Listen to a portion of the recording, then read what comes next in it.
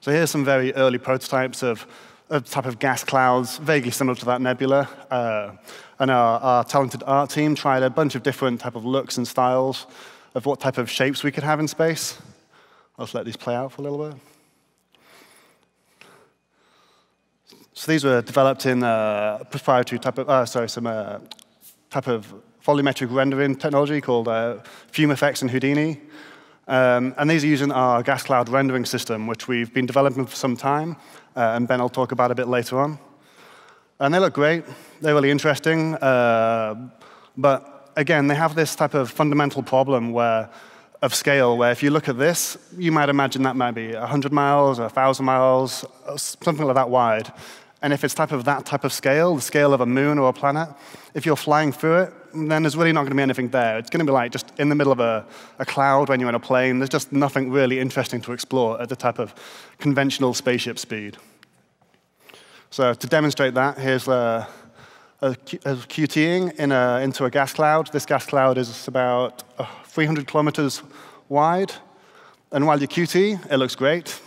But once you stop, there's nothing really moving other than these nearby asteroids. So again, it's a good backdrop. It's interesting, but it's not giving us that gameplay we quite wanted. So, sorry, one more thing. So this is an artistic type of concept image for the type of thing that we might do for a planetary ring, just to add a little bit more interest.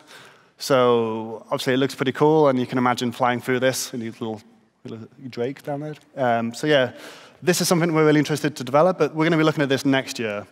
This year, what we wanted to look at is something a bit more volumetric. So one of the problems with this is, although it looks great and it'll be fun to traverse, it's because of it's effectively 2D, you could just fly anywhere straight away. There's nothing that's hidden. There's no type of journey within this. Once you're in the asteroid, once you're outside of it, you can just fly to any point and then just dive in. So it gives us something, but the designers were asking for something more, something where you could have like a journey, like a 20-minute adventure into some type of structure. So we started looking at more of a volumetric approach, and what we wanted to do was build networks of tunnels and chambers that are contained within a gas cloud. So like we had earlier, we saw them type of pretty nebula-looking things. We wanted to have something that looked like that from the outside, but inside we got something more like this, some of those like clouds, and we can dodge between things at like conventional speeds. So over about the last 2 or 3 months, we've had the graphics team, VFX team, and art team all coordinating together to make a prototype, which is going to showcase how we want to make future space environments. So I showed you a brief clip at the start. At the end of the presentation, we'll show you the full prototype. But first, we'll type of break down the technology and the workflows that go into it, and then save the good stuff for the end. So yeah, building volumetric data turns out to be really hard. But luckily, the film industry has solved this for us pretty much. There's lots of really great software out there that they use in the films. I mentioned before Houdini and FumeFX. This is Houdini, I think.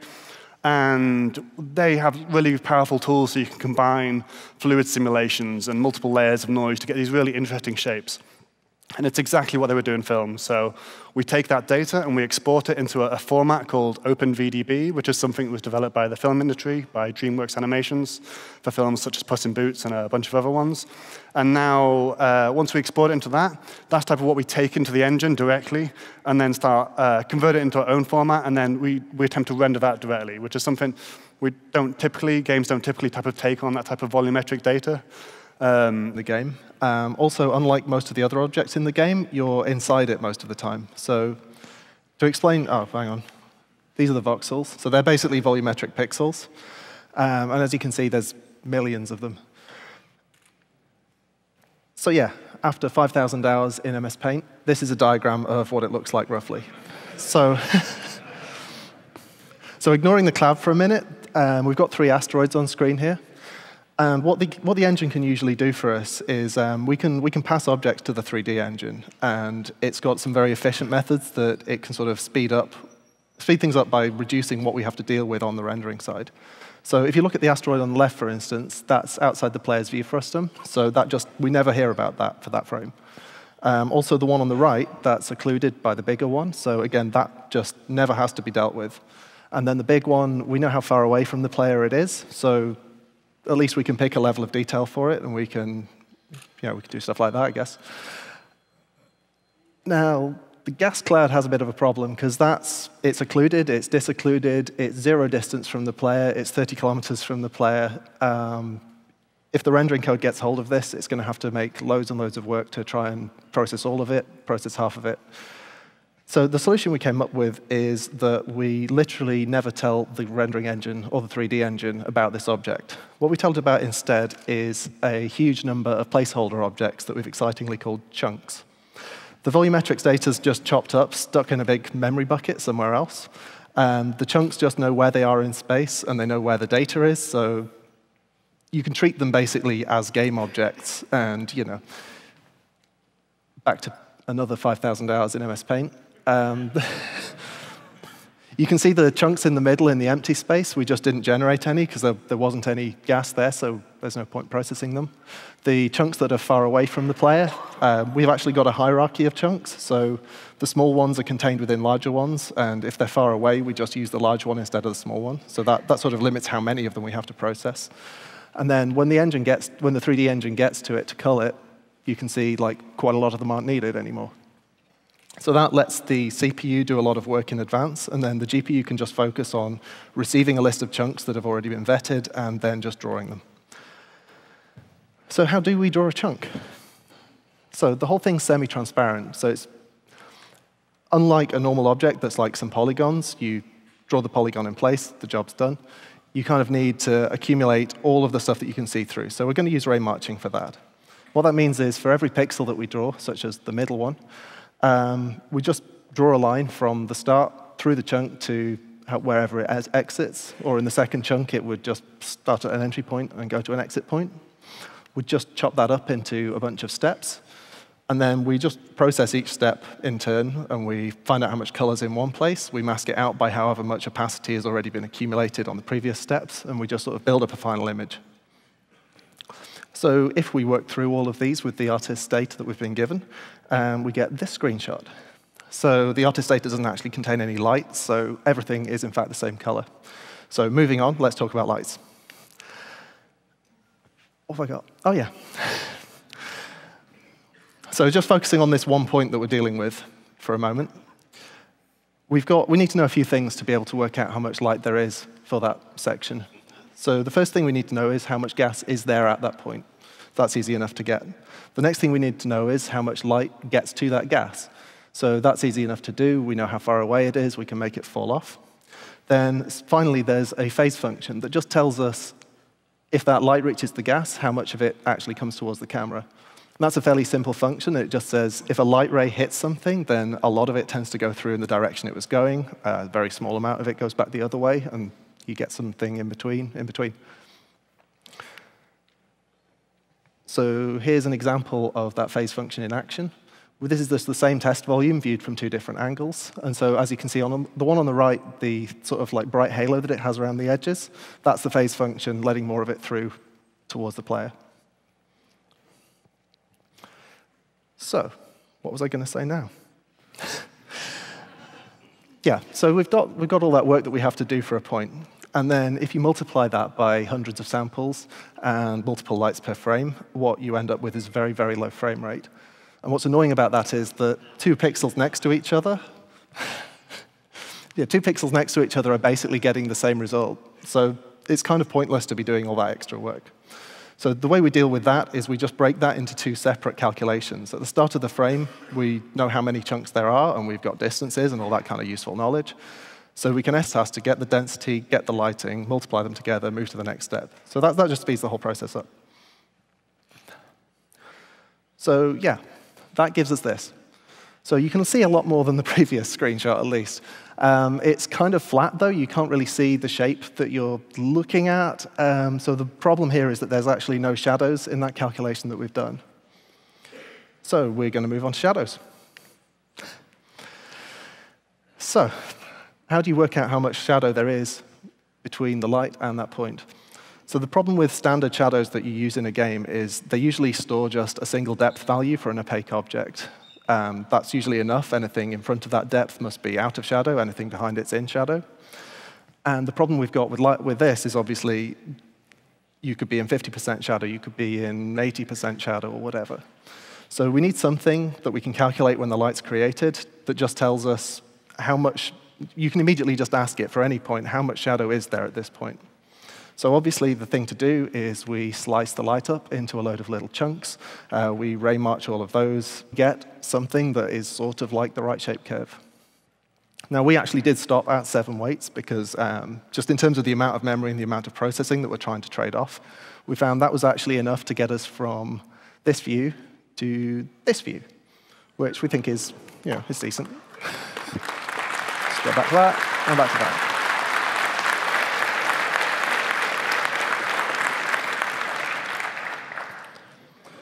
Right, so yeah, that actually now runs fast enough. We are still optimizing it a little, but it does run fast enough that you can now have a lightning strike that just pops up on that frame. We have to spend like a millisecond or something. I don't know how long it takes, but yeah, you can create them on the fly so long as you don't create like 50 of them in the same frame. The downside is it's still not quite the screenshot we started with. It's kind of monochrome. I think that's only 2 lights, but yeah, they're the same color, so it's kind of monochrome. So we needed something that doesn't introduce a whole load more processing, a whole load more data, but we wanted to sort of enrich it and give you more of a sort of 3D sense of the scene. So a really inexpensive thing to do is you just take this, you multiply all of those values by just completely artist-controlled sliders. So you can then just apply these color. You get kind of a color fringe on the edge of a dark area where, like in this case, the red won't have actually been as shadowed as the green just because we multiplied it down. So yeah, that is what takes you from this to this. Yeah, so this is still not as good as that trailer that we showed you. But the thing is, this is actually as much as I can helpfully do. So I'm just going to hand the baton over to the VFX team with Mike and Michal. So in this slide, I'm showing basically an empty scene. It's just a block out. There's nothing really in there. And I'm just layering it up with different types of effects. So we've got lightning, and then we're bringing in volumetric fog. On top of the fog, there's going to be extra particles. I'll even bring some more in. GPU, screen space collision, get some cool noise, get some gravity, et cetera, et cetera. And we'll even throw in some screen effects as well. So these are all the kinds of things, like I say. Let's take a look at the first problem first.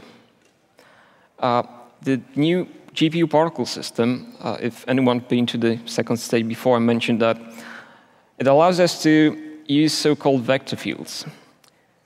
Essentially, vector fields are snapshots of wind. So a vector field is a texture, a 3D texture, and each pixel of that texture is a vector in a specific direction. Then, if a particle flows through the vector field, we can sample that vector and push the particle towards that direction. So essentially, a vector field is like a snapshot of a wind. So here in Houdini, we can bring the actual gas cloud data. We can turn all the gas cloud into a mesh, use the Houdini's built-in particle system, flow all of them through the tunnel. Then we can save all that data and use in the end. OK. So here we have the electromagnetic interference. It's minimum strength and maximum strength. Basically, it's a shader effect. And the way it's made, it allows us to do that kind of distortion on any type of screen in the game. So the idea here was to have more interference the closer you are to more dense areas of the gas cloud.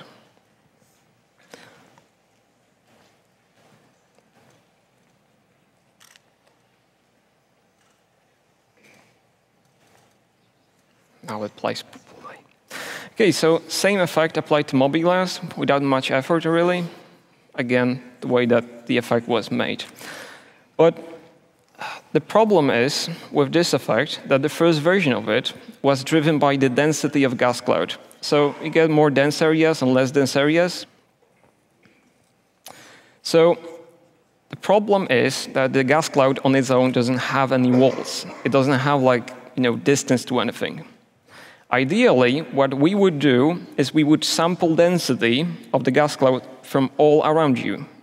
Then we would kind of figure out if you're close enough to dense area, and then we kind of send that value to the shader and do the interference. But it's kind of slow. So sign distance fields, they are 3D textures which are storing distances to a nearest surface.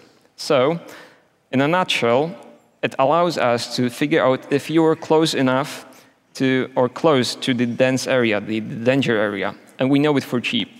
And if we have this value, we can also drive lightning. But how we do distance in something that's a volume? So in Houdini, we can take the gas cloud data again. We can kind of mark these dense areas. So let's just say density is 0.9 and higher. We turn these areas into a mesh. Then we made a tool that is turning a mesh into the signed distance field. So it's kind of iterating through each pixel of that volume, and it's kind of asking, oh, how far I am from the mesh that we've made. Then all that is stored into a texture, and we can reuse it in the engine and drive that interference that you've seen. The rock destruction is being made. So first we take the rock asset, we are defining areas in which rock will be split into pieces.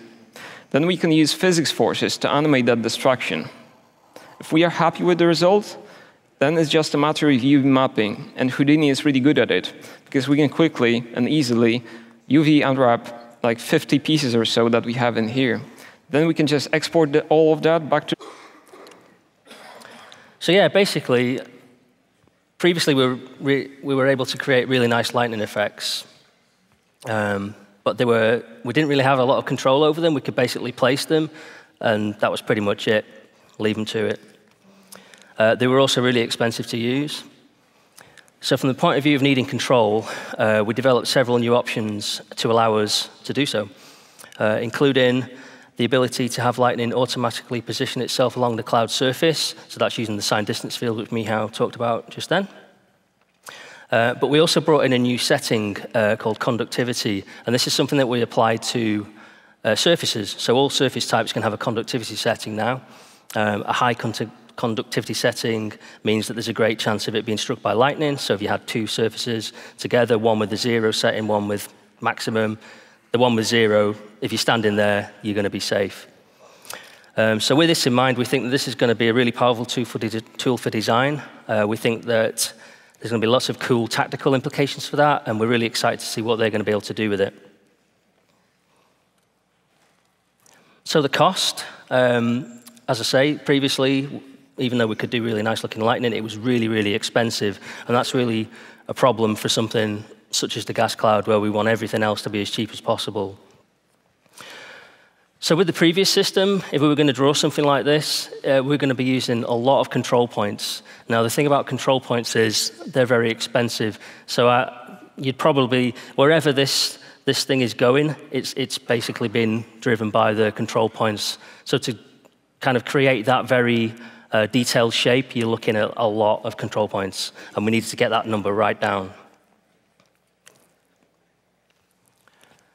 So this would be, what we did to solve that was basically push the rendering of the bolt onto the GPU, and we actually used GPU particles for this.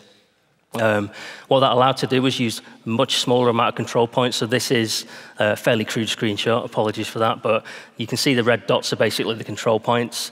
And we're going to use the GPU particles to actually draw that kind of detail in between them. Yeah, we're basically joining the dots. So to do that, as I say, using GPU particles, we actually created a new type of particle emitter, which is a spline-guided one.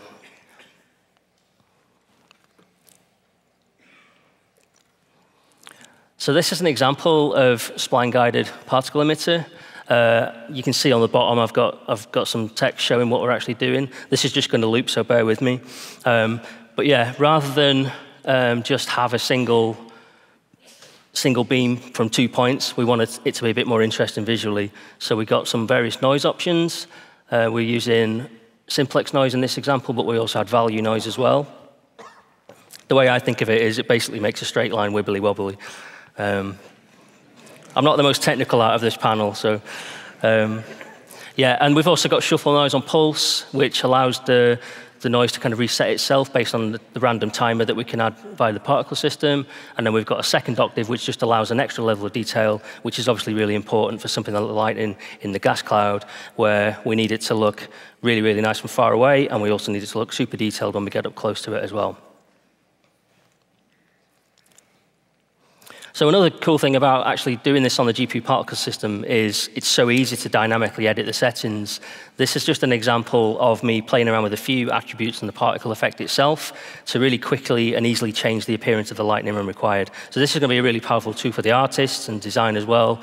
That looks a little bit weird, that one, but yeah, this is just showing that you can do lots of cool things with it, basically. You know, you're just limited by your imagination.